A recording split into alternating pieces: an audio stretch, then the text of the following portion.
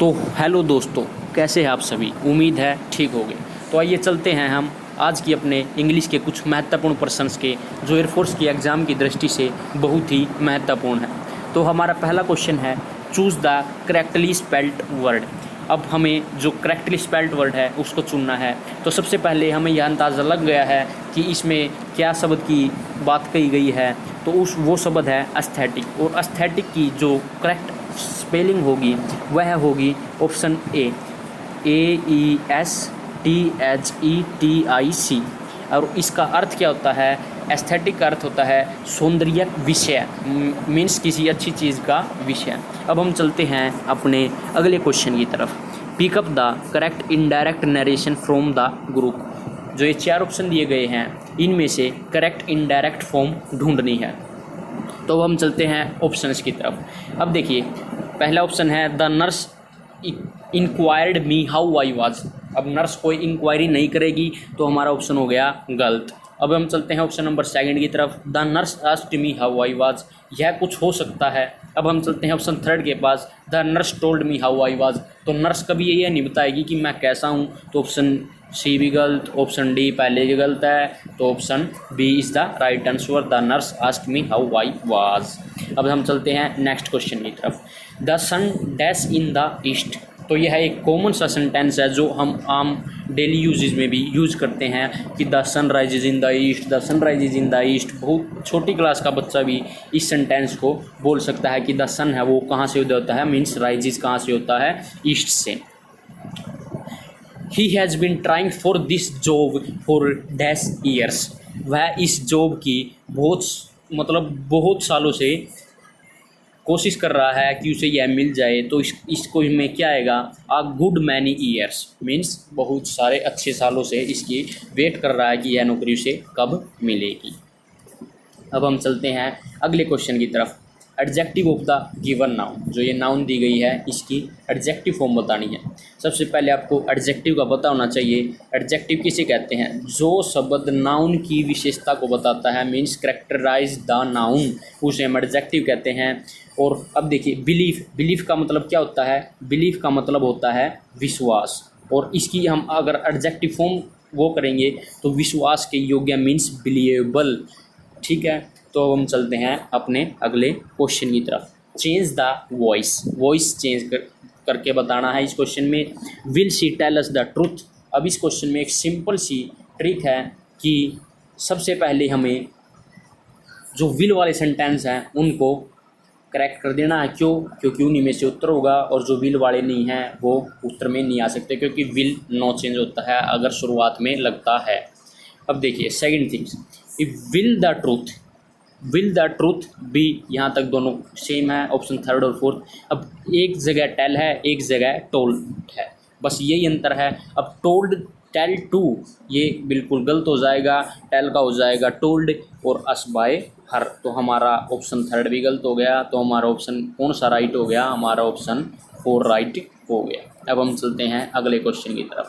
Fill in the blanks with appropriate adjective. इसमें जो appropriate adjective है वो डालना है। द डैश टाइम आई सा him he was in high speeds. जो लास्ट टाइम था, अब देखिए द एल्डर कभी भी नहीं हो सकता, elder time. The late time भी नहीं हो सकता, द लेटेस्ट टाइम भी नहीं हो सकता। तो हमारा राइट आंसर क्या है? The last time he was in आई सा him he was in high speed. अब हम चलते हैं अपने नेक्स्ट क्वेश्चन की तरफ। उम्मीद है आपको वीडियो अच्छी लग रही होगी। अगर अच्छी लग रही है तो हमारे चैनल को सब्सक्राइब ज़रूर करिए, वीडियो को लाइक करिए और अपने दोस्तों के साथ शेयर करिए। अब हम चलते हैं अगले क्वेश्चन की तरफ। Fill in the blanks with appropriate conjunction. यहाँ पर कंजक्शन डालनी है। Dash the story is true और it is a wide spread rumour. ठीक है, तो अब देखिए, ये हमेशा जो भी कंजंक्शन होती हैं ये सारी हमेशा पेयर में मिलती हैं। जैसे यहाँ पर और है तो और के साथ इन चारों में से कौन सा होगा? तो आइदर और ये आपको याद करनी पड़ेगी कि जो आइदर होता है उसके साथ कौन सी कंजंक्शन का पेयर होता है। तो आइदर के साथ हमेशा कौन सी कंजंक्शन का यूज होता है? और का। तो ये बहुत आसान क्वेश्चन है अगर आपको ये पता है कि आइदर के साथ और का प्रयोग होगा। अब हम चलते हैं अपने अगले क्वेश्चन की तरफ। Fill in the blanks with appropriate conjunction. अब यह भी उसी टाइप का है। I shall wait dash my father comes. I shall wait, अब देखिए आई शैल वेट, मैंने वेट की, बट माई फादर कम, ये तो कोई बात ही नहीं हुई। बाई माई फादर ये भी नहीं, अनलेस माई फादर कम या टिल, तो इसमें क्या राइट ऑप्शन हो जाएगा, till my father came, means कि जब तक मेरे पिताजी आए मैंने तब तक वेट की। अब हम चलते हैं अगले क्वेश्चन की तरफ। A little knowledge is a, कम ज्ञान इज़ अ गुड थिंग्स तो होता नहीं है, क्यों, ये एक आम बोलचाल का सेंटेंस है कि अ little knowledge is a dangerous thing, कि थोड़ा ज्ञान बहुत ही हानिकारक होता है। गुड या नाइस तो नहीं सकता, बच्चा अगली और डेंजरस तो ज्ञान अगली नहीं होता, ज्ञान का क्या डेंजरस होता है। ठीक है, अब हम चलते हैं। वैसे अगर अगली का मीनिंग देखना चाहो तो भद्दा होता है और डेंजरस का मीनिंग होता है खतरनाक। अगले क्वेश्चन की तरफ। In the following questions out of 4 alternatives choose the one which can be substitute for the given word. अब ये है वन वर्ड सब्स्टिट्यूशन। तो पहला है अ लवर ऑफ बुक, जो बुक्स को बहुत प्यार करता है, तो उसको क्या कहते हैं, उसको कहते हैं बिब्लियोफाइल। और बिब्लियोग्राफर क्या होता है, जो बुक बनाता है। तो हमारा राइट आंसर क्या हो जाएगा, बिब्लियोफाइल मीन्स जो पुस्तकों से प्यार करता है उसे क्या कहते हैं, बिब्लियोफाइल। अब हम चलते हैं अपने अगले क्वेश्चन की तरफ। One who breaks the law, जो किसी कानून को तोड़ दे, तो उसे क्या कहते हैं हम, ट्रांसग्रेसर। ट्रांसग्रेसर, तो हमारा राइट आंसर क्या हो गया, ट्रांसग्रेसर, जो लॉ है उनको तोड़ दे। ठीक है, पॉलिटिशियन आपको पता है, अग्रेसर पता है, पेडिस्ट्रियन आपको पता है। अब हम चलते हैं अपने अगले क्वेश्चन की तरफ। Choose the correct opposite of base. Base का है बेस। अब देखिए बेस क्या होता है, बेस होता है किसी चीज़ की आधार या नींव, ठीक है, या किसी भी विश्वास करने के योग्य चीज़। अब देखिए फाउंडेशन, फाउंडेशन का मतलब भी क्या होता है, आधार, जो हमें ढूंढना, अपोजिट तो ये नहीं हो सकता। स्ट्रॉन्ग सपोर्ट भी मीन्स किसी चीज़ के प्रति पूरा पक्का आधार है, तो ये भी नहीं हो सकता। नोबल, नोबल भी नहीं हो सकता। तो हमारा राइट आंसर क्या होगा, यूजलेस, कि किसी के प्रति तो कोई अच्छी चीज़ है और यूजलेस मीन्स वो चीज़ बेकार है। ठीक है, तो हमारा राइट आंसर क्या हो गया, बेस का यूजलेस। अब हम चलते हैं अगले क्वेश्चन की तरफ। ड्वार्फ, अगर आपने मेडिकल ली थी 11th-12th में तो आपने पक्का पढ़ा होगा। ड्वार्फ का मतलब क्या होता है, छोटा, और अब हमें इसका अपोजिट मीनिंग ढूंढना है।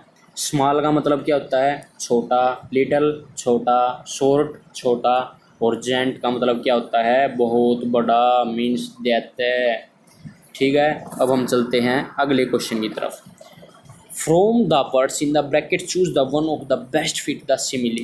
इनमें से जो बेस्ट सिमिली है उसे हम ढूंढना है। एज कनिंग एज अ, अब देखिए जो कनिंग मतलब चरती है वो कौन है, as cunning as a fox, मतलब चालाक बनिए किसकी तरह, फोक्स की तरह। ठीक है, ये एक सिमिली है। As cunning as a fox मतलब चालाक बनिए किसकी तरह, लोमड़ी की तरह चालाक बनिए। Next question, as gentle as a, और जेंटल बनिए तो किसकी तरह, लैम्ब की तरह, मीन्स लक्कड़ बग्गे की तरह, डोव की तरह नहीं, फ्लाई की तरह नहीं, बी की तरह नहीं। फ्लाई किसे कहते हैं, ये घरों में मक्खी घूमती है, इसे फ्लाई कहते हैं। उम्मीद है दोस्तों आपको वीडियो अच्छी लगी होगी। अगर अच्छी लगी है तो एक लाइक, शेयर और हमारे चैनल को सब्सक्राइब ज़रूर करिए, अगर अभी तक आपने नहीं किया है तो। धन्यवाद।